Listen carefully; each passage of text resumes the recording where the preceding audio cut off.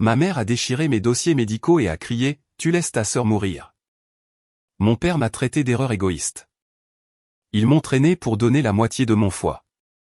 Puis le médecin a prononcé 6 mots, et maman s'est effondrée sur sa chaise. Je m'appelle Maline et j'ai 28 ans. J'ai passé toute ma vie à vivre dans l'ombre de ma sœur Cassandra. Quand elle a eu besoin d'une transplantation hépatique, mes parents n'ont pas demandé. Ils ont exigé que je leur donne une partie du mien. Des années de ces abus ne représentaient rien pour eux. J'ai accepté à contre-cœur, mais ensuite, un test ADN de routine avant l'opération a révélé un secret qu'ils avaient caché pendant des décennies. Un seul examen médical a bouleversé tout ce que je croyais savoir sur moi-même et sur la famille qui m'avait élevé. Si vous regardez ceci, laissez un commentaire pour me dire d'où vous venez. Appuyez sur le bouton j'aime et abonnez-vous si vous voulez savoir comment un simple test sanguin a anéanti tout mon monde et m'a libéré. J'ai grandi à Newton, une banlieue aisée juste à l'extérieur de Boston, dans ce qui semblait être la famille parfaite. Notre maison de style colonial, avec sa pelouse impeccable et sa clôture blanche, ressemblait à quelque chose tiré d'un magazine. Mon père, Robert, était un chirurgien cardiothoracique réputé à l'hôpital général du Massachusetts. Ma mère, Claire, avait été infirmière pédiatrique avant de décider de devenir mère au foyer à la naissance de Cassandra. De l'extérieur, nous semblions bénis, stabilité financière, bonne santé et des opportunités dont beaucoup ne pouvaient que rêver. Mais à l'intérieur de ces murs parfaits, ma réalité était très différente. Dès mes premiers souvenirs, Cassandra, mon aînée de plusieurs années, était l'enfant prodige incontesté. Avec ses cheveux naturellement blonds, ses yeux bleus saisissants et sa personnalité magnétique, elle charmait tous ceux qu'elle rencontrait. Les adultes commentaient sa beauté et son éloquence, tandis que je me tenais maladroitement en arrière-plan avec mes cheveux châtains ternes et mon attitude réservée. Mes parents rayonnaient de fierté à chaque chose que Cassandra faisait, de son récital de danse à ses compétitions de cheerleading. J'ai rapidement appris que dans la hiérarchie de notre famille, Cassandra passait toujours en premier. Ce que les autres ne voyaient pas, c'était la façon dont Cassandra me traitait quand personne ne regardait. Quand j'avais 6 ans, elle a accidentellement renversé du jus sur mon projet d'art la veille de la date limite, me forçant à rester éveillé tard pour le refaire pendant qu'elle regardait la télévision. À 8 ans, elle a dit à toutes les filles de ma classe que je faisais encore pipi au lit, un mensonge complet qui m'a suivi pendant des années. Ma fête d'anniversaire de 11 ans a tourné autour de Cassandra quand elle a simulé une entorse à la cheville pendant les chaises musicales, volant toute l'attention. Mon gâteau est resté oublié. Pendant que mes parents s'inquiétaient pour elle, même si la vidéo familiale montrait clairement qu'elle n'était pas réellement tombée. Cassandra est juste plus sensible que toi, Méline, disait ma mère chaque fois que je me plaignais. Tu dois être plus compréhensive avec ta sœur. La réponse de mon père était encore plus dismissive. Ne sois pas jalouse de ta sœur, Méline. Ce n'est pas attirant. J'ai vite appris à ne pas protester quand Cassandra empruntait mes vêtements sans demander et les ramenait tachés ou abîmés. J'ai cessé de signaler quand elle prenait de l'argent de ma tirelire ou quand elle supprimait mes devoirs scolaires de l'ordinateur familial. Cela ne servait à rien. La réponse était toujours la même, je mentais ou j'exagérais et je devais être une meilleure sœur. J'ai trouvé du réconfort dans les études. Tandis que Cassandra régnait sur la scène sociale, j'excellais en classe. Les maths et les sciences me venaient naturellement, et les professeurs louaient mon esprit analytique. Mais même des notes parfaites ne pouvaient rivaliser avec Cassandra. Étant nommée reine du bal de promotion ou remportant le rôle principal dans la pièce de théâtre de l'école. Mes bulletins de notes étaient accueillis par un bon travail, désinvolte, tandis que Cassandra était célébrée parce qu'au moins elle faisait de son mieux. La seule personne qui voyait à travers le jeu de Cassandra était ma grand-mère, Dorothy, la mère de mon père. Une femme. Terre à accent grave, Terre qui avait travaillé comme directrice d'école pendant 40 ans. Grand-mère Dorothy avait un œil aiguisé pour la manipulation. Cette fille-là. Elle dupe tout le monde, m'a-t-elle murmuré un jour après avoir vu Cassandra faire semblant de pleurer pour éviter d'aider à la vaisselle. Mais pas moi et pas toi. Reste forte, m'a dit. Pendant les vacances d'été, je suppliais de rester chez grand-mère Dorothy dans son chalet côtier dans le Maine. Ces semaines étaient ma seule expérience de la normalité, d'être apprécié juste pour moi-même. Elle a encouragé mon intérêt pour les ordinateurs, m'achetant mon premier livre de programmation et me laissant utiliser son ordinateur de bureau pendant des heures. Quand j'ai construit mon premier site web simple à 13 ans, elle l'a fièrement montré à tout le monde dans son club de bridge. Tu as un don, Méline, me disait-elle. Ne laisse personne éteindre ta lumière. Mais grand-mère Dorothy est morte d'une crise cardiaque subite quand j'avais 16 ans. J'ai perdu ma seule alliée, la seule adulte qui m'avait vraiment vu. Lors de ses funérailles, Cassandra a prononcé un discours larmoyant sur son lien spécial avec sa grand-mère, une fabrication complète qui a fait hocher la tête de mon père fièrement à travers ses larmes. Je suis restée silencieusement assise, serrant la copie usée de Women in Computing que grand-mère Dorothy m'avait donnée pour mon anniversaire cette année-là, sachant que la vérité de notre relation mourait avec elle. L'université est devenue mon plan d'évasion.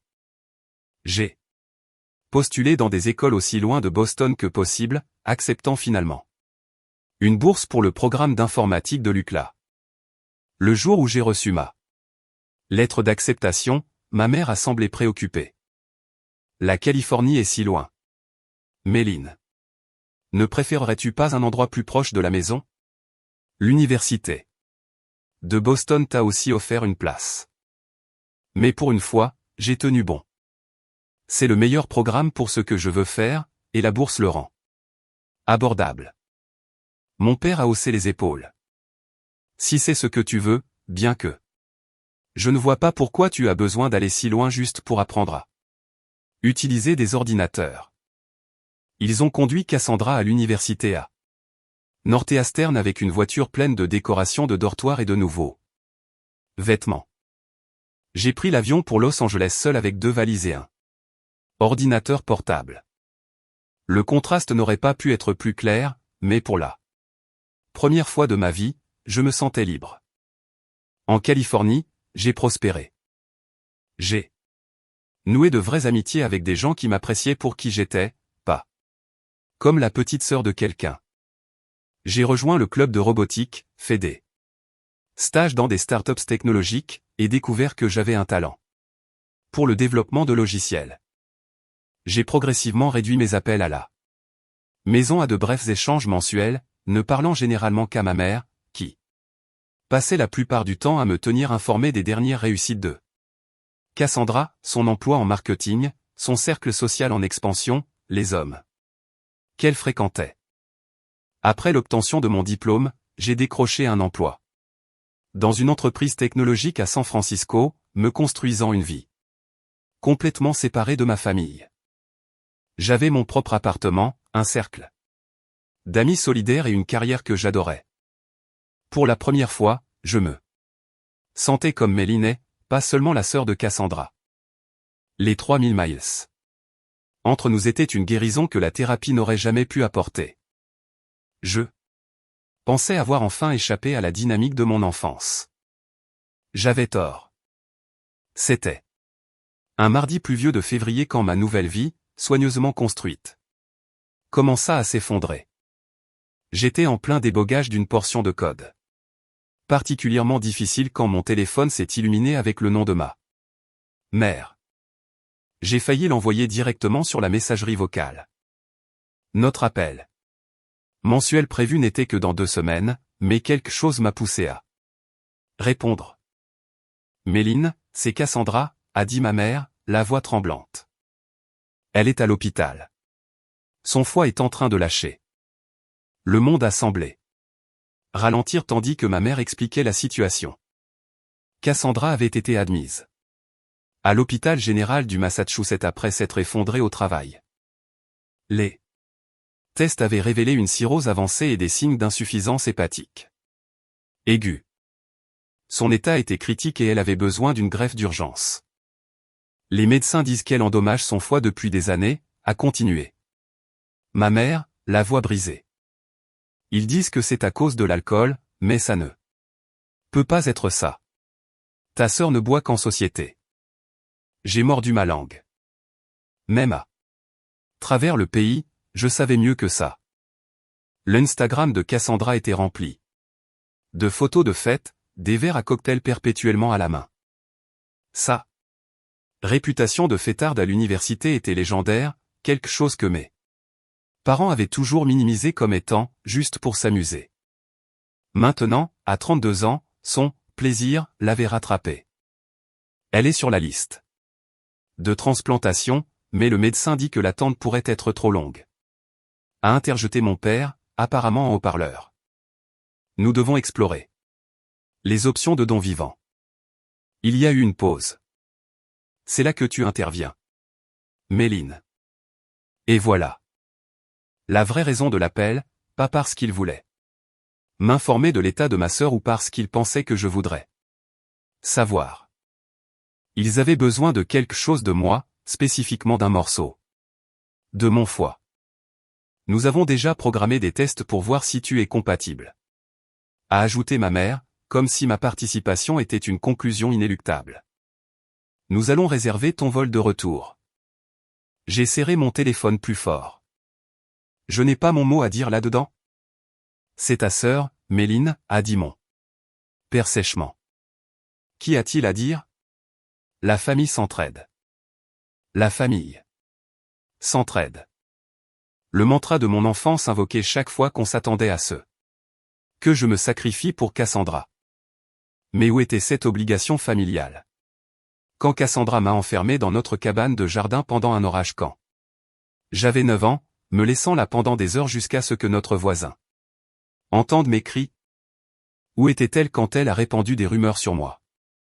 Couchant avec un professeur au lycée, le faisant presque virer et faisant de moi une paria sociale?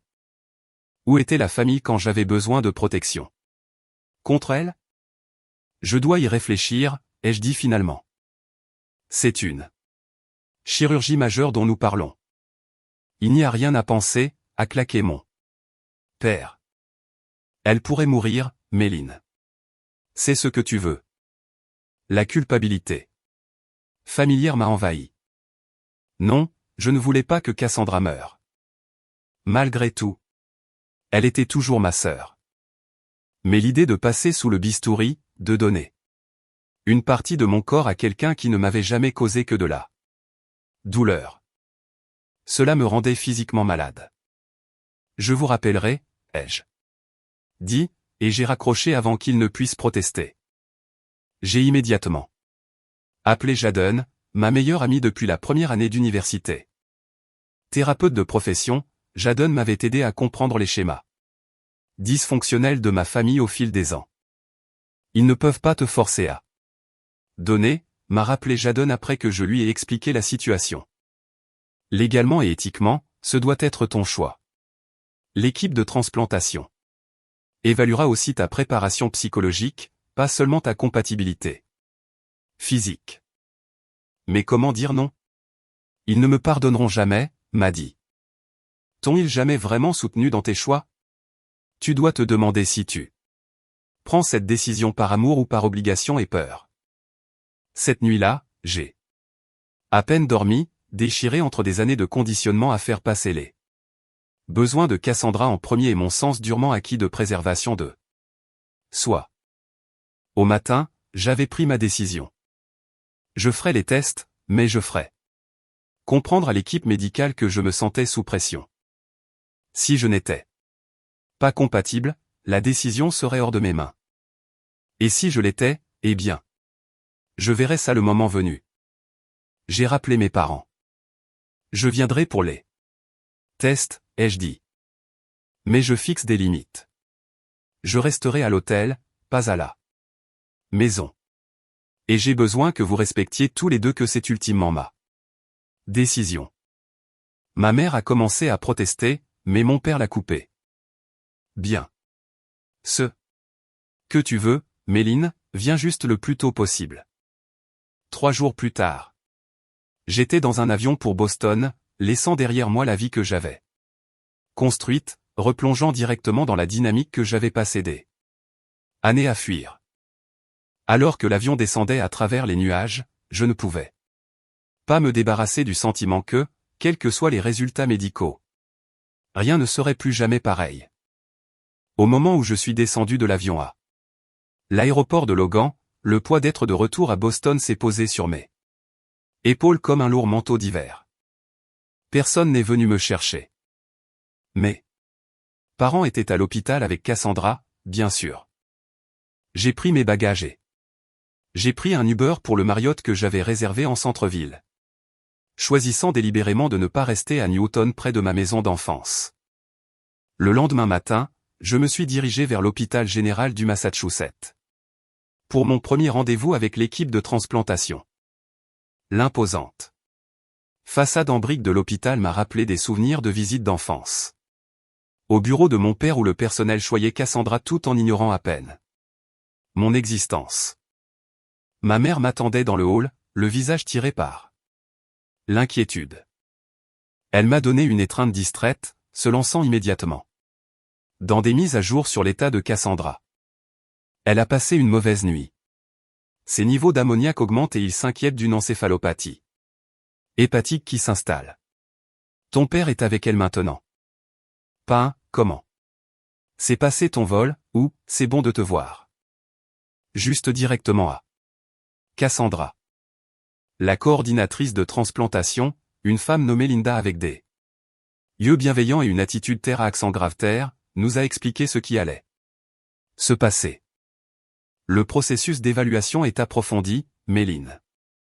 Nous devons nous assurer que vous êtes suffisamment en bonne santé physique pour donner et que vous prenez cette décision librement et en pleine compréhension des risques. Ma mère a interjeté. Bien sûr qu'elle comprend. C'est une fille intelligente. Et elle veut aider sa sœur. Linda a donné à ma mère un regard mesuré. Il est important que Méline parle d'elle-même pendant ce processus. Elle s'est tournée vers moi. Vous rencontrerez plusieurs spécialistes, y compris un psychologue, avant qu'une décision ne soit prise. Les analyses sanguines initiales et l'examen physique ont pris la majeure partie de la matinée. L'après-midi, j'étais assise en face du docteur Kyle Mandé, le psychiatre transplanteur, un homme aux cheveux poivre et sel et aux yeux perçants qui semblait voir à travers mon calme soigneusement construit. Dites-moi, Méline. A-t-il dit après quelques questions préliminaires. Comment vous sentez-vous? À l'idée de potentiellement donner une partie de votre foi à votre sœur? J'ai hésité. Je veux l'aider. C'est ma sœur. C'est ce que vous pensez que vous devriez ressentir, a-t-il noté. Mais comment vous sentez-vous? Réellement? Quelque chose dans sa douce persévérance a brisé le vernis que j'avais maintenu depuis mon arrivée. Conflité, ai-je admis. Cassandra et moi, nous n'avons jamais été proches. Notre relation a été difficile. Difficile comment, m'a-t-il demandé. Je lui ai donné une version édulcorée de notre histoire, mentionnant le favoritisme et certains des comportements d'intimidation plus doux de Cassandra. Même ce récit prudent a fait hausser les sourcils au docteur Mandé. Vous comprenez que le don vivant est complètement volontaire, n'est-ce pas? Personne ne peut vous forcer à le faire. En théorie, oui, ai-je dit doucement. Mais les dynamiques familiales sont compliquées. Il a pris une note dans son dossier. Je voudrais que vous considériez quelque chose, Méline. Le don ne concerne pas seulement la chirurgie. Il y a une période de récupération où vous aurez besoin de soutien. D'après ce que vous avez partagé. Je crains que votre famille ne puisse pas vous fournir ce soutien sans faire passer les besoins de Cassandra avant les vôtres. Sa préoccupation était valide. quand je suis allé rendre visite à Cassandra. Plus tard ce jour-là, elle était allongée dans son lit d'hôpital, l'air étonnamment petite et jaune, mais ses premiers mots après un an sans contact furent « Il t'en a fallu du temps pour arriver ». Mes parents planaient anxieusement, la faisant immédiatement taire. Elle n'est pas elle-même, a expliqué ma mère, comme si l'impolitesse de Cassandra était un nouveau symptôme, plutôt que son comportement habituel envers moi. Au fur et à mesure que les jours de test se poursuivaient, je n'arrêtais pas de penser aux mots du docteur. Mandé. L'équipe de transplantation a expliqué que j'aurais besoin de semaines de récupération avec quelqu'un pour m'aider à prendre soin de moi. Quand j'ai abordé le sujet avec mes parents, mon père a agité la main de façon dismissive. Ta mère aura fort à faire avec la récupération de Cassandra. Tu as toujours été indépendante, Méline. Tu te débrouilleras. Ce soir-là, dans ma chambre d'hôtel, je me suis souvenu de mon bal de fin d'études. Michael Thornton, l'un des rares garçons assez courageux pour approcher la petite sœur de Cassandra, m'avait invité. J'avais passé des semaines à économiser pour la robe parfaite. Une robe bleu nuit qui m'avait fait me sentir belle pour la première fois de ma vie. La nuit du bal, Cassandra, rentrée de l'université pour le week-end, avait renversé du vin rouge sur la robe alors que je me préparais. Oups, quelle maladresse, avait-elle dit avec un sourire en coin que seul moi pouvais voir. Ma mère avait soupiré à propos de ma négligence en essayant de sauver la soie tachée. J'avais fini par porter une des vieilles robes de Cassandra, trop grande. Et pas mon style, pendant qu'elle riait avec mes parents de la façon dont ces choses arrivaient toujours à la pauvre Maddy. Le souvenir me piquait encore des années plus tard. Étais-je vraiment en train d'envisager une chirurgie majeure? Pour quelqu'un qui avait délibérément saboté l'un des rares moments spéciaux de mon adolescence? Une semaine après le début du processus de test, le Dr Singh, le chirurgien-chef de transplantation, m'a convoqué dans son bureau. Mes parents ont insisté pour m'accompagner malgré mes protestations. Les résultats préliminaires montrent que vous êtes potentiellement compatibles, a-t-il dit, examinant mon dossier. Votre fonction hépatique est excellente et vous partagez le groupe sanguin de votre sœur. Mon père a immédiatement claqué des mains. Excellente nouvelle. Quand pouvons-nous planifier l'opération? Le docteur Singh a levé une main. Pas si vite, monsieur est. Il y a encore d'autres tests à compléter, et surtout, Méline doit confirmer sa volonté de procéder. Tous les regards se sont tournés vers moi. Ma gorge était sèche. Je suis toujours en train d'y réfléchir. Qui a-t-il à considérer, à exiger mon père? Votre sœur mourra sans cette greffe. Robert, a dit fermement le docteur Singh. Comme je vous l'ai déjà expliqué, la décision de donner doit être entièrement volontaire. La pression des membres de la famille est explicitement contraire au protocole. Le visage de mon père s'est crispé. Je ne la presse pas. Je lui rappelle les enjeux. Cette nuit-là, seul dans ma chambre d'hôtel, mon père a appelé. Sa voix était froide d'une manière dont je me souvenais des désaccords de mon enfance. Je ne t'ai jamais rien demandé, Méline, a-t-il dit, ce qui était manifestement faux. Mais je demande maintenant. Si tu refuses de faire cela, si tu laisses ta sœur mourir à cause d'une mesquine rancune d'enfance, tu ne seras plus la bienvenue dans cette famille. Est-ce clair? Après qu'il ait raccroché, je suis restée assise dans le noir, tremblante. Le lendemain, Cassandra a demandé à me parler seule. Dès que mes parents ont quitté la pièce, les larmes ont rempli ses yeux. Je sais que je n'ai pas été la meilleure sœur, a-t-elle dit, la voix brisée. Mais j'ai peur, m'a dit. Je ne veux pas mourir. S'il te plaît, aide-moi. Je changerai. Je le promets. En toutes nos années, je n'avais jamais vu Cassandra verser de vraies larmes. Mais était-elle sincère maintenant? Ou s'agissait-il d'une autre manipulation? Le doute familier s'est insinué. Peut-être que j'étais là. Personne horrible que mes parents avaient toujours insinué que j'étais, égoïste. Et impitoyable. Cet après-midi-là, j'ai dit à l'équipe de transplantation que j'étais prête à procéder en tant que donneuse. Le soulagement sur les visages de mes parents aurait dû être gratifiant, mais au lieu de cela, cela m'a laissé un sentiment de vide. Alors que les derniers tests étaient programmés, je ne pouvais pas me débarrasser du sentiment que je faisais une terrible erreur. La semaine précédant l'opération prévue fut un tourbillon de préparatifs médicaux finaux. J'avais pris un congé de mon travail, par la suite, et en gros mis toute ma vie en suspens.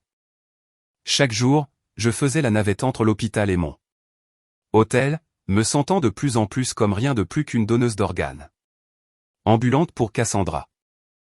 2 jours avant l'opération, j'étais à l'hôpital pour ce qui aurait dû être un bilan sanguin final de routine.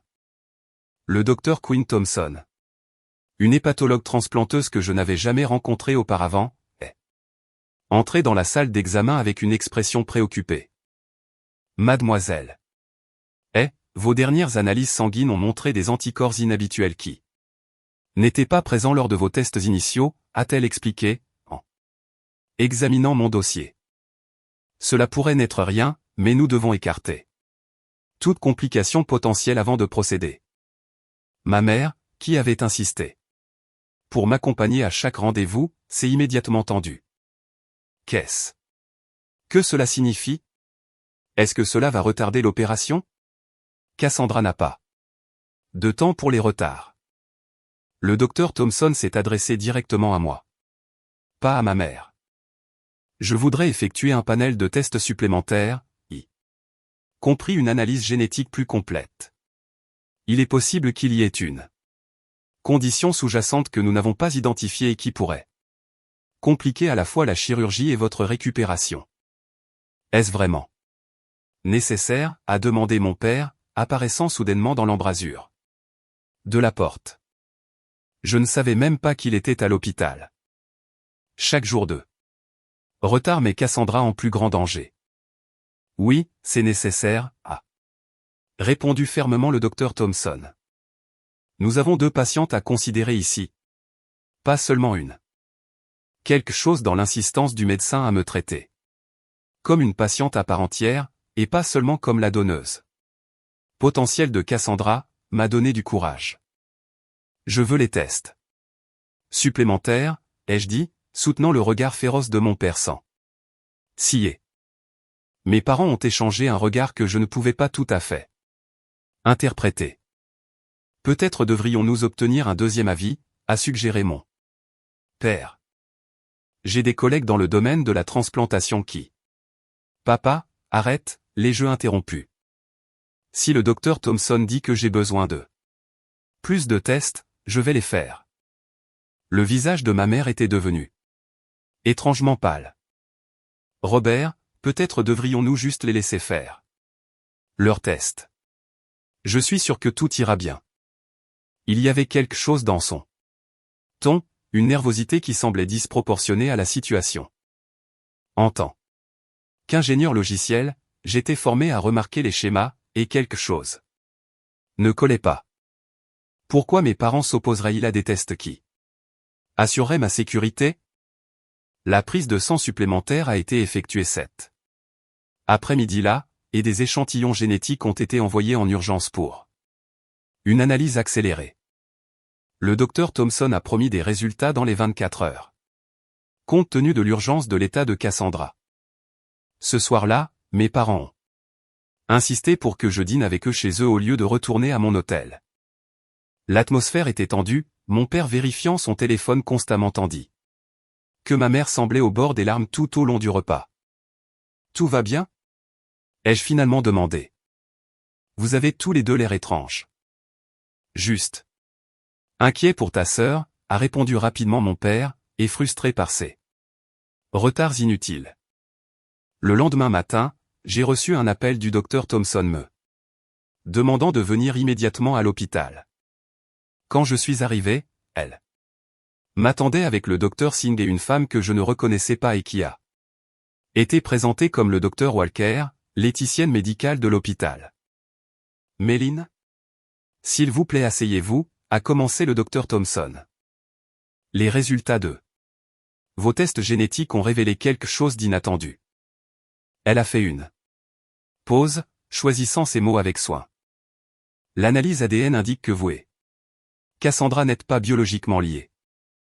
La pièce a semblé basculer autour de moi. Quoi? C'est impossible. Nous sommes sœurs.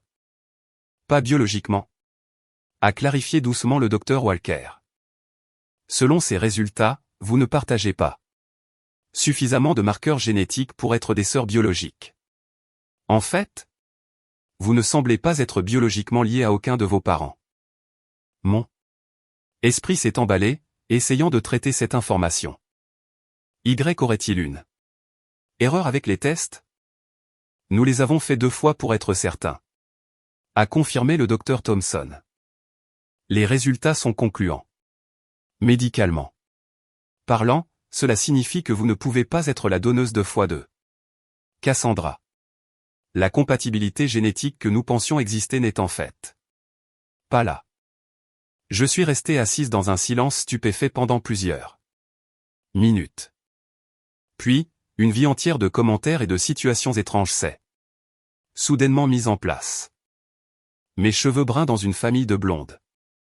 Mes capacités mathématiques alors que mes 2 parents étaient plus orientés verbalement. La façon dont les amis de la famille me regardaient parfois étrangement lors de rassemblements. J'ai besoin de parler à mes parents, ai-je finalement dit. Le docteur Walker a hoché la tête. Ils attendent dans la salle de consultation familiale. Voudriez-vous que l'un de nous vous accompagne? Non, ai-je répondu, en me levant. C'est une conversation que je dois avoir seule. Quand je suis entré dans la salle de consultation, l'expression de mes parents m'a dit qu'ils savaient déjà. Ma mère pleurait ouvertement tandis que mon père était assis rigidement, le visage masqué d'une tension contrôlée. Depuis combien de temps le savez-vous, ai-je demandé, ma voix étonnamment stable. Que je ne suis pas votre fille biologique? Les sanglots de ma mère se sont intensifiés. Mon père a raclé sa gorge. Méline, nous pouvons expliquer, combien de temps ai-je exigé? Depuis le début, a-t-il admis. Vous avez été adopté en tant que nourrisson et vous ne m'avez jamais rien dit. Ce n'était pas une question. Nous allions te le dire quand tu serais plus âgé, a réussi à dire ma mère entre 2 sanglots. Mais ensuite, cela n'a jamais semblé être le bon moment et finalement, vous avez décidé que je ne méritais pas de connaître la vérité sur ma propre vie. Ai-je terminé pour elle? Alliez-vous jamais me le dire ou espériez-vous simplement que je ne le découvrirais jamais? Mon père s'est agité inconfortablement. Méline. Ce qui compte, c'est que nous t'avons élevé. Nous sommes tes parents à tous égards. Sauf que vous ne m'avez pas élevé comme votre fille, ai-je dit, la réalisation me frappant avec une clarté douloureuse. Vous m'avez élevé comme le système de soutien de Cassandra. C'est elle que je suis adopté? Le bref scintillement dans les yeux de mon père a répondu avant même ces mots. Oui, nous lui avons dit quand elle avait 15 ans. Nous lui avons fait jurer le secret. La trahison était si vaste que je pouvais à peine la comprendre. Ma sœur, non, Cassandra, avait connu cette vérité fondamentale sur moi pendant près de la moitié de ma vie et l'avait brandie comme une autre forme de pouvoir sur moi. L'opération est annulée. Ai-je dit catégoriquement. Je ne suis pas compatible. Il y a d'autres options, a commencé mon père désespérément. Nous pouvons chercher des donneurs vivants non apparentés. La relation génétique n'est pas réellement nécessaire pour « stop », a dit ma voix comme une lame. Vous alliez me laisser subir une chirurgie majeure en sachant que je n'étais pas lié à elle. En sachant que les tests de compatibilité pourraient être compromis? Alliez-vous même me le dire à ce moment-là? Ma mère a tendu la main vers la mienne. Je me suis retiré. M'a dit, s'il te plaît, ne m'appelle pas comme ça. Ai-je dit en me levant. Je dois partir. Où vas-tu? A demandé mon père. Loin d'ici. Loin de vous. J'ai besoin de réfléchir. Alors que je me tournais pour partir, ma mère m'a appelé, la voix brisée. Nous t'aimons. Méline. Tu es notre fille. J'ai fait une pause à la porte. Non, je ne suis que le plan de secours que vous avez gardé dans l'obscurité pendant 28 ans. Je suis sorti de l'hôpital sous le soleil éclatant du printemps, me sentant comme si j'étais entré dans la vie de quelqu'un d'autre. Tout ce que je croyais savoir sur moi-même, ma famille, mes origines, mon identité même, avait été un mensonge soigneusement construit. Et maintenant, comme mon foie presque donné, tout avait été déchiré, exposé et changé à jamais. J'ai quitté le Marriott. J'ai déménagé dans un hôtel plus petit, plus éloigné de l'hôpital, ayant besoin d'une distance physique de l'épicentre de ma vie brisée.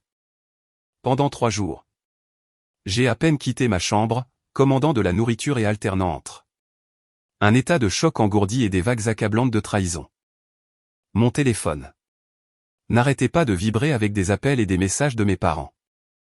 Mais je ne pouvais pas me résoudre à répondre. Le 4e jour, j'ai finalement allumé mon ordinateur portable et j'ai commencé à faire ce que je faisais le mieux. Des recherches. En tant qu'ingénieur logiciel, j'abordais les problèmes de manière méthodique, les décomposant en composants gérables. Et c'était certainement le plus gros problème auquel j'ai jamais été confronté. Tout d'abord, j'ai commandé un test ADN commercial pour confirmer les conclusions de l'hôpital, bien que je n'ai aucune raison d'en douter.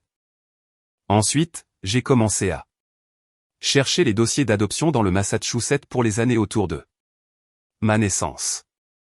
Le processus était frustrant. Les dossiers étaient scellés, les informations étaient limitées, et sans mon acte de naissance original, je tombais sur une impasse après l'autre. Après une semaine d'isolement, j'ai reçu un message inattendu de Brian Winters, l'avocat de la famille de mes parents de longue date. Méline, je comprends que vous ayez reçu des nouvelles difficiles. J'ai peut-être des informations qui pourraient vous aider.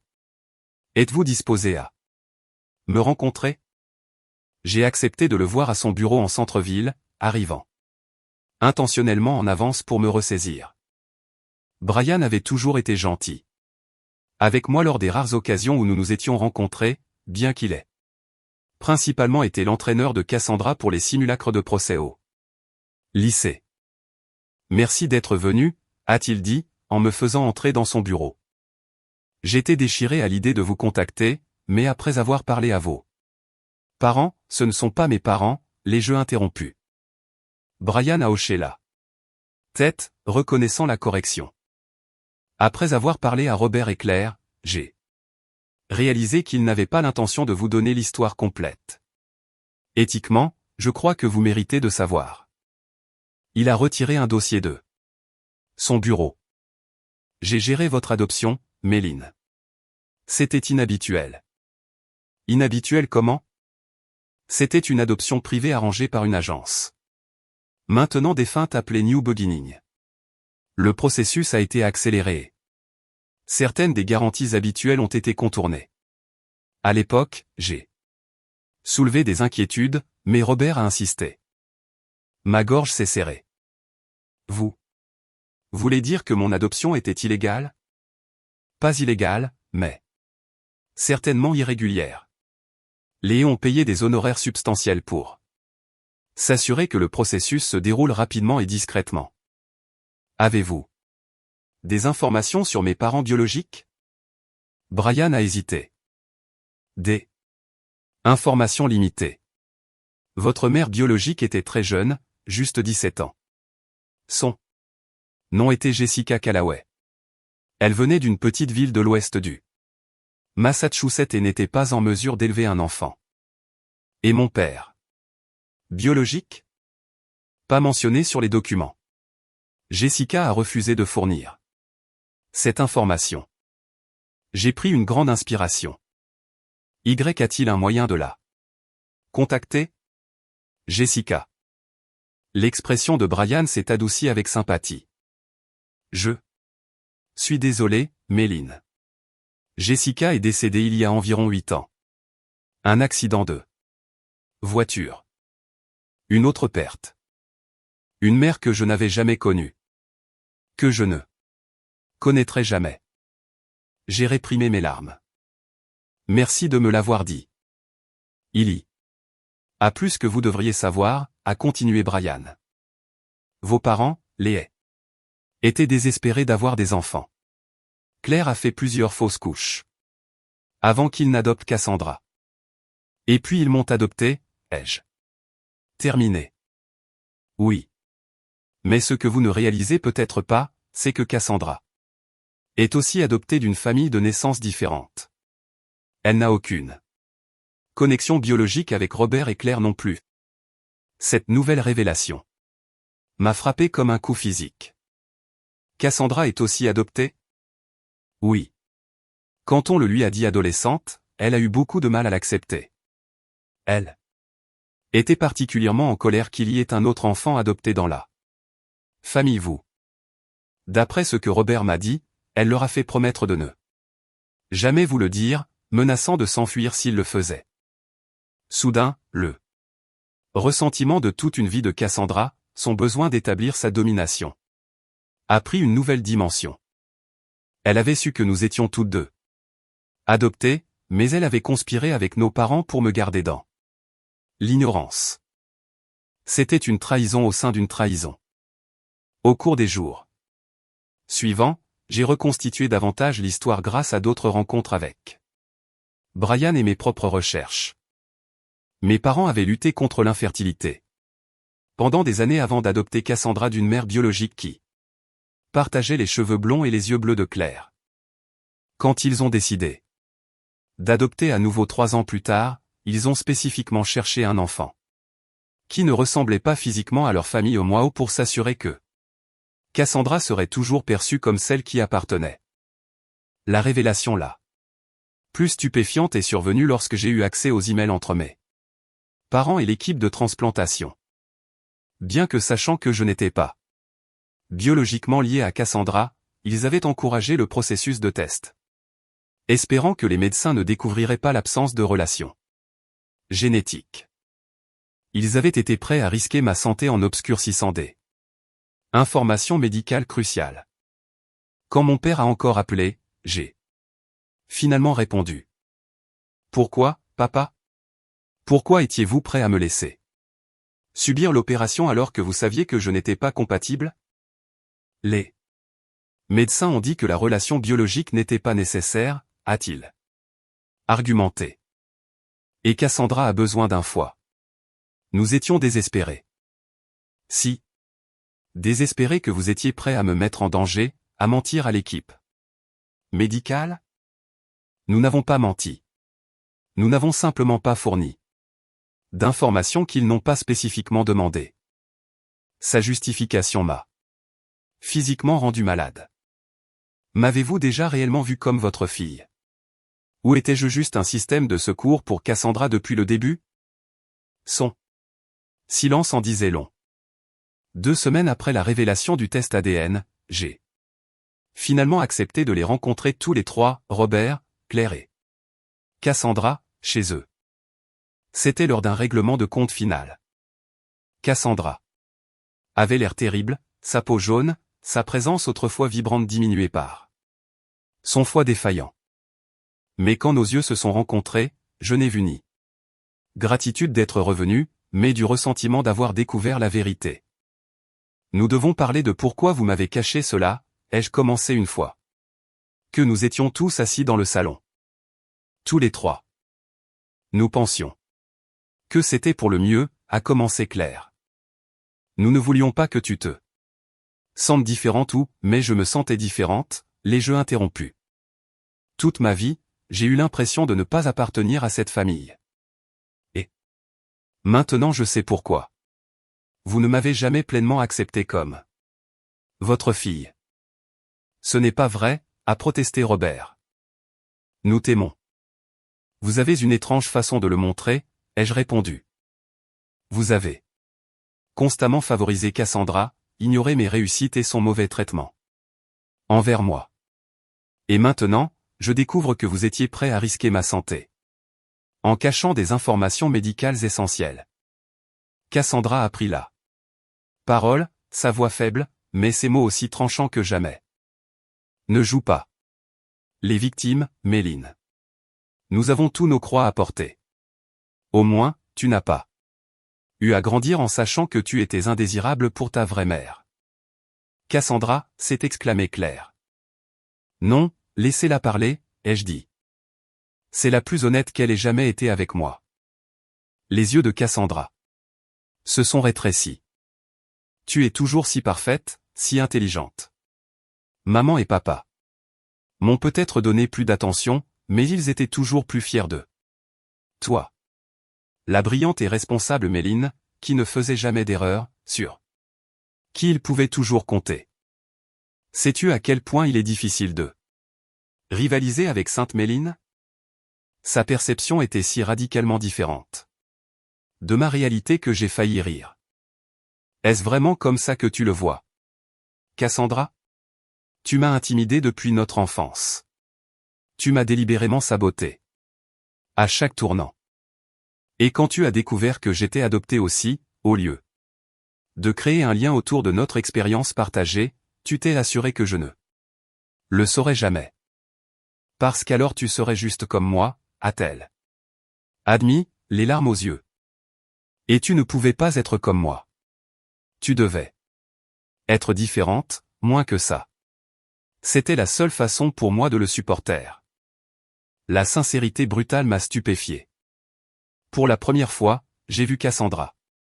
Non pas comme ma tortionnaire, mais comme une personne profondément insécurisée. Qui avait essayé de protéger son fragile sentiment d'appartenance en s'assurant que je n'y appartiendrais jamais pleinement. Après cette réunion explosive, je suis retourné à mon hôtel et j'ai pris une décision. J'allais chercher ma famille biologique. J'avais besoin de savoir d'où je venais, même si le chemin était douloureux. En utilisant les informations que Brian avait fournies et les bases de données ADN en ligne, j'ai téléchargé mon profil génétique et j'ai attendu les correspondances. En quelques jours, j'ai reçu une notification d'une cousine éloignée probable. Son nom était Sophia Martinez, et elle vivait dans le Connecticut, à quelques heures de route seulement. Après plusieurs échanges de courriels prudents, Sophia a confirmé que sa mère avait une cousine nommée Jessica Callaway qui était tombée enceinte adolescente et avait donné un bébé en adoption. Le moment et le lieu correspondaient à ma naissance. Jessica a toujours regretté de t'avoir abandonné, m'a dit Sophia quand nous avons parlé au téléphone, mais elle était si jeune et ses parents ne lui ont pas laissé le choix. Elle t'a nommé Grace avant l'adoption. Grace. J'avais un nom avant d'être Méline, un nom que ma mère biologique avait choisi pour moi. Sophia m'a dit que si Jessica était décédée, j'avais des demi-frères et demi-sœurs biologiques. Jessica s'était mariée dans la vingtaine et avait eu 2 enfants. Mon demi-frère Nathan et ma demi-sœur Lily. Ils vivaient à Rhode Island et avaient grandi en sachant qu'ils avaient un demi-frère ou une demi-sœur aînée quelque part dans le monde.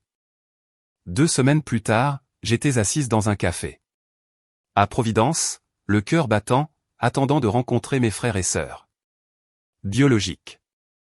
Quand ils sont entrés, je les ai immédiatement reconnus. Nathan avait mes mêmes yeux bruns et mon expression analytique. Lily avait le visage en forme de cœur de Jessica, d'après les photos que Sophia avait partagées. Grace a dit Nathan timidement, puis s'est corrigé. Pardon, Méline. L'un ou l'autre convient, ai-je dit, en me levant pour les saluer. Je suis encore en train de comprendre qui je suis. Alors que nous parlions pendant des heures. J'ai appris des choses sur Jessica. Son amour des mathématiques, comme moi, sa lutte pour avoir abandonné son premier-né, son bonheur éventuel avec un homme qu'il avait aimé complètement. Elle voulait te trouver, m'a dit Lily, en me serrant la main. Après nos 18 ans, elle a engagé un détective privé, mais les dossiers d'adoption étaient trop hermétiques. Elle n'a jamais cessé de se demander où tu étais. Pour la première fois depuis que le test ADN avait brisé mon monde, j'ai ressenti un sentiment d'appartenance. Je n'avais pas perdu une famille. J'en avais trouvé une que je ne savais pas exister. Pendant ce temps, par l'intermédiaire de Brian, j'ai appris que Cassandra avait été avancée sur la liste de transplantation en raison de la détérioration de son état. Un foie de donneur décédé était devenu disponible et elle avait subi une transplantation réussie. Elle vivrait sans mon foie, sans mon sacrifice. Mes parents continuaient à appeler et à envoyer des messages, suppliant la réconciliation. Mais j'ai maintenu ma distance, ayant besoin de temps pour tout assimiler. Je n'étais pas prête à pardonner, et je n'étais pas sûre de l'être un jour.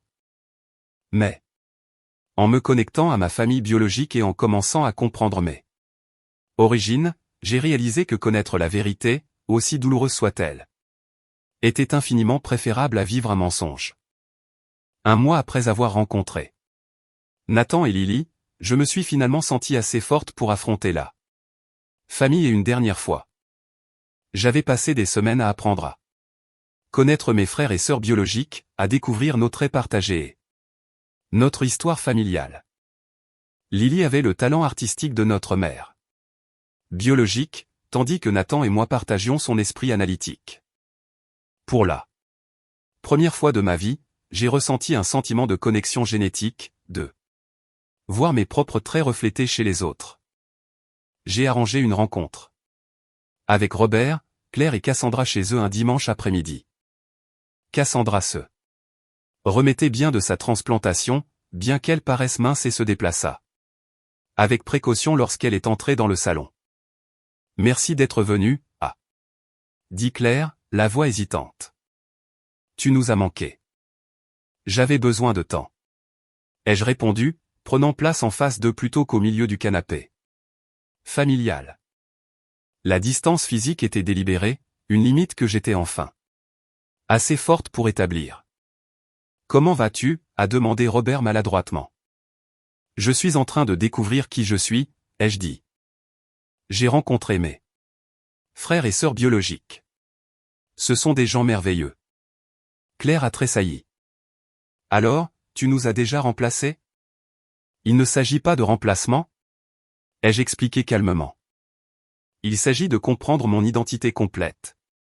Quelque chose que vous m'avez nié pendant 28 ans. Nous pensions-vous protéger, a insisté Robert. Non, ai-je répliqué, le regardant directement. Vous vous protégiez, vous et Cassandra. Chaque décision que vous avez prise visait à maintenir la dynamique familiale que vous souhaitiez, une dynamique où Cassandra était le centre d'attention principal et moi le système de soutien fiable. Ce n'est pas juste, a protesté Claire. N'est-ce pas?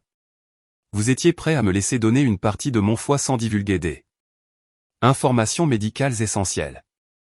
Vous avez priorisé le besoin d'un organe pour Cassandra au détriment de mon droit de prendre une décision éclairée concernant mon propre corps.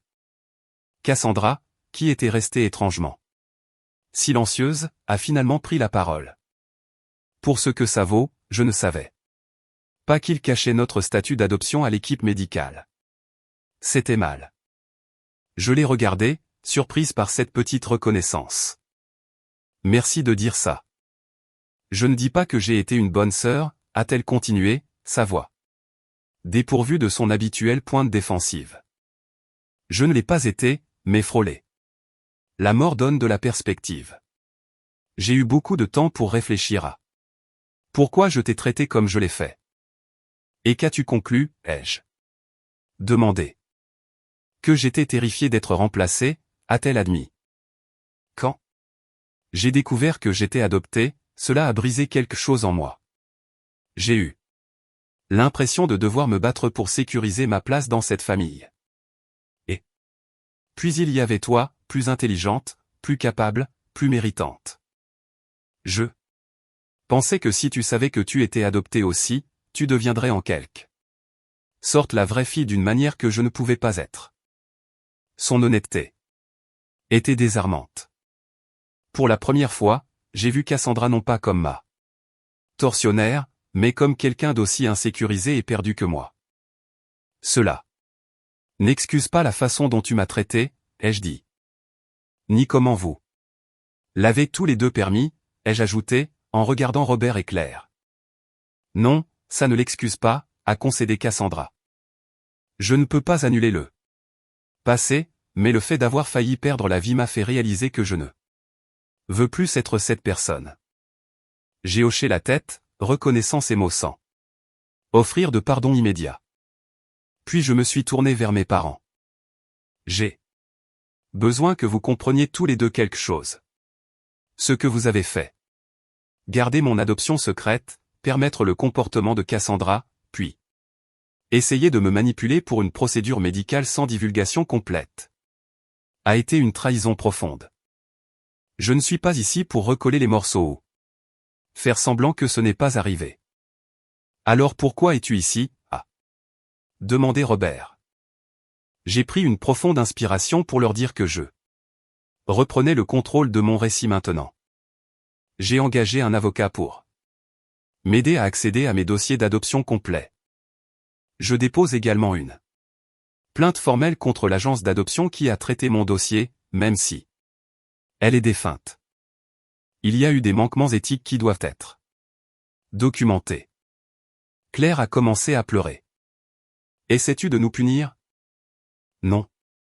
J'essaie de revendiquer mon histoire et mon autonomie, quelque chose que j'aurais dû avoir depuis le début. Avant de partir, j'ai établi des limites. Claire. Je maintiendrai un contact limité, mais seulement à mes conditions. Toute relation future devrait être construite sur une honnêteté totale et un respect de mon autonomie. Une thérapie familiale serait une exigence s'il voulait maintenir une quelconque connexion avec moi. Alors que je m'éloignais de la maison qui n'avait jamais vraiment été la mienne, je me suis senti plus légère que je ne l'avais été depuis des années. La vérité n'avait pas été douce ou gentille, mais elle m'avait libéré. Au cours des mois suivants, j'ai construit une nouvelle vie. J'ai prolongé mon congé de mon travail, louant un petit appartement à Providence pour être plus proche de Nathan et Lily. Ensemble, nous avons visité la tombe de notre mère biologique, où je me suis enfin permis de faire mon deuil pour la femme qui m'avait nommé Grace et avait essayé de me retrouver plus tard dans sa vie. Grâce à la base de données ADN, je me suis connecté à d'autres membres de ma famille biologique, des cousins et une tante, même ma grand-mère maternelle, qui avait regretté d'avoir forcé Jessica à me laisser. Chaque nouvelle connexion a aidé à remplir une autre pièce du puzzle de mon identité. En travaillant avec mon avocat, j'ai obtenu mon acte de naissance originale et les dossiers limités de mon adoption. Les documents ont confirmé ce que Brian m'avait dit, des raccourcis avaient été pris. Les processus avaient été accélérés. Bien que techniquement pas illégale, l'adoption avait contourné les limites éthiques d'une manière qui expliquait le secret qui l'avait entouré.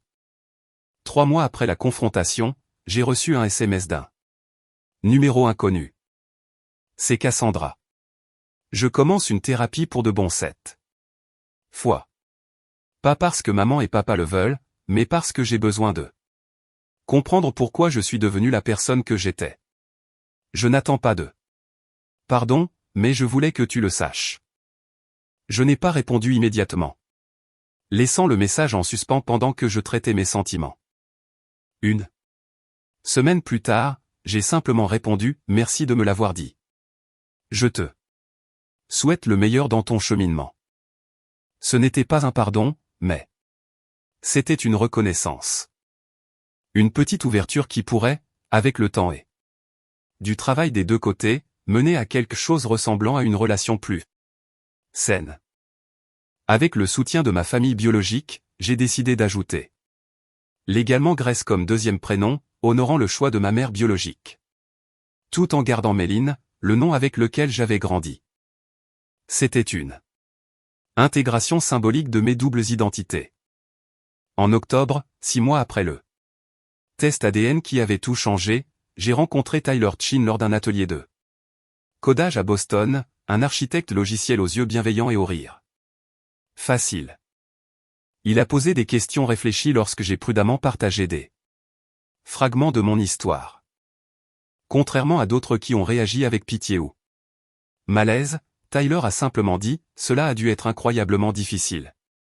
Mais cela montre aussi à quel point tu es forte. » Au fur et à mesure que notre relation se développait, je l'ai présentée à Nathan et Lily, qui l'ont accueilli chaleureusement. Avec Tyler, je ne ressentais aucune pression d'être parfaite ou de me diminuer.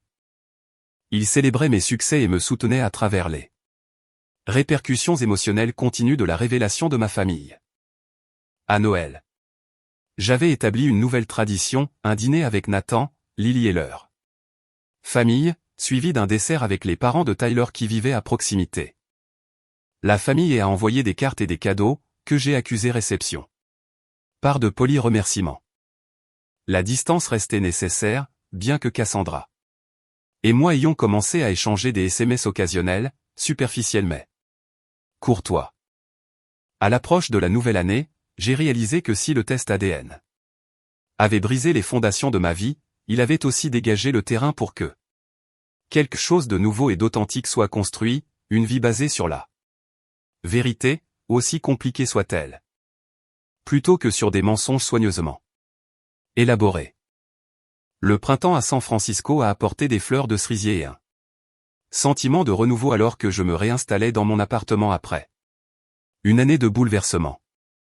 J'étais retourné à mon travail avec une nouvelle perspective, négociant un arrangement hybride qui me permettait de travailler à distance 2 semaines par mois afin de pouvoir passer du temps à Providence avec ma famille biologique. Les 12 derniers mois avaient été un voyage de reconstruction, de prendre les fragments de mon identité brisée et de les arranger en quelque chose de nouveau et d'authentique. Des séances de thérapie hebdomadaires avec le docteur Rivra m'avaient donné des outils pour traiter les émotions complexes de trahison, de chagrin et d'acceptation finale. La guérison n'est pas linéaire, m'avait-elle rappelé lors d'une séance particulièrement difficile. Certains jours, tu sentiras la colère monter à nouveau, et c'est normal. Le but n'est pas d'effacer le passé, mais de l'intégrer à ta compréhension de toi-même.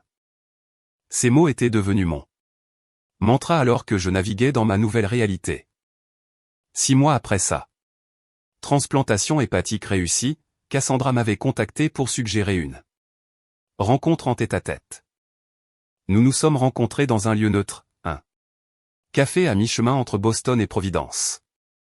La conversation fut d'abord hésitante, nous ne savions toutes deux pas comment nous relier l'une à l'autre. En dehors de nos dynamiques établies. Ma thérapeute dit que je t'ai utilisé comme bouc émissaire pour mes propres insécurités, a-t-elle admis en remuant son café. Que j'avais tellement peur d'être remplaçable que j'ai essayé de te faire ressentir ça en premier. Ça a du sens, ai-je reconnu. Mais comprendre ne guérit pas automatiquement la douleur. Je sais. Elle a levé les yeux, ses yeux bleus si différents des miens, sérieux. J'ai essayé de trouver comment m'excuser pour une vie de comportement. Je suis désolé, il semble insuffisant. Ça l'est, ai-je concédé. Mais c'est un début. Cassandra avait changé. Le contact avec la mort avait émoussé certaines de ses arêtes vives, et la thérapie l'aidait à affronter les insécurités qui avaient alimenté son comportement. Nous n'étions pas amis, ne le serions probablement jamais. Mais nous trouvions un moyen de coexister avec honnêteté plutôt qu'avec manipulation. Ma relation avec Robert et Claire est restée plus compliquée. J'avais accepté des séances de thérapie familiale mensuelles ou un médiateur nous aider à naviguer à travers les dommages de décennies de secrets. Les progrès était lent et souvent douloureux. Je ne comprends toujours pas. Pourquoi tu ne pouvais pas simplement être reconnaissante pour la vie que nous t'avons donnée, avait dit Claire lors d'une séance particulièrement tendue. Beaucoup d'enfants adoptés ne connaissent jamais leur famille de naissance. Nous t'avons donné des opportunités. Une éducation, mais pas la vérité. Avais-je rétorqué. Pas l'égalité, pas la protection contre l'intimidation de Cassandra. Vous m'avez donné un toit et une éducation, oui, mais vous avez retenu la sécurité émotionnelle de savoir que j'étais vraiment valorisé. Robert, qui avait toujours dominé les discussions familiales, restait désormais souvent silencieux pendant ces séances, apparemment incapable de concilier son image de bon père avec la réalité de son favoritisme et de sa manipulation. Avec l'aide de Brian, j'avais intenté un procès à l'agence d'adoption New Beginning. Désormais défunte. L'affaire avait attiré l'attention de groupes de défense, travaillant à réformer les pratiques d'adoption et à accroître la transparence. Bien que l'agence n'existe plus, l'action en justice a aidé à documenter les irrégularités de mon adoption et pourrait potentiellement aider d'autres personnes adoptées à chercher des informations sur leurs origines. Ma relation avec Tyler s'était approfondie au fil des mois. Sa présence constante et son soutien indéfectible avait été une pierre angulaire pendant les périodes les plus difficiles. Quand il a suggéré d'emménager ensemble, cela a semblé être une progression naturelle. Tu sais ce que j'aime chez toi, a-t-il dit un soir. Alors que nous déballions des cartons dans notre nouvel appartement partagé. Tu as affronté quelque chose qui briserait la plupart des gens, mais au lieu de devenir amer, tu es devenu plus authentique, plus toi-même. L'observation m'a profondément touché parce qu'elle reflétait le changement intérieur que j'avais vécu. Le test ADN avait brisé ma compréhension de qui j'étais. Mais dans la reconstruction, j'avais construit quelque chose de plus fort, une identité fondée sur la vérité plutôt que sur les attentes des autres. Nathan et Lily étaient devenus des parties intégrantes de ma vie. Notre lien se renforçant à chaque visite. Nous avons découvert des maniérismes partagés, des rires similaires et la même réaction allergique aux fraises, des connexions biologiques qui résonnaient à un niveau que je n'avais jamais expérimenté auparavant. Maman t'aurait adoré, m'a dit Lily alors que nous trions une boîte d'affaires de Jessica que son mari avait conservée. Elle allumait une bougie chaque année le jour de ton anniversaire. Elle appelait ça son jour de grâce. L'image de ma mère biologique marquant mon existence même en son absence a fait monter les larmes à mes yeux. J'aurais aimé la connaître. Tu la connais d'une certaine manière, a souligné Nathan. Tu as son esprit analytique, son rire, même la façon dont tu fronces les sourcils quand tu te concentres. Des parties d'elle vivent en toi. À l'anniversaire du test ADN qui avait tout changé, je me suis assise seule sur mon balcon, réfléchissant au chemin parcouru l'année passée. La révélation avait été dévastatrice, mais elle avait aussi été libératrice. Pour la première fois de ma vie, j'ai compris pourquoi je m'étais toujours sentie comme une étrangère dans la famille et j'avais trouvé des endroits où j'appartenais vraiment. Mon téléphone a vibré. Avec un SMS de Cassandra, je pense à toi aujourd'hui. Je sais que ça fait un an que tout a changé. Je suis reconnaissante que tu sois toujours dans ma vie. Même de cette nouvelle et différente manière. Sa reconnaissance de la date.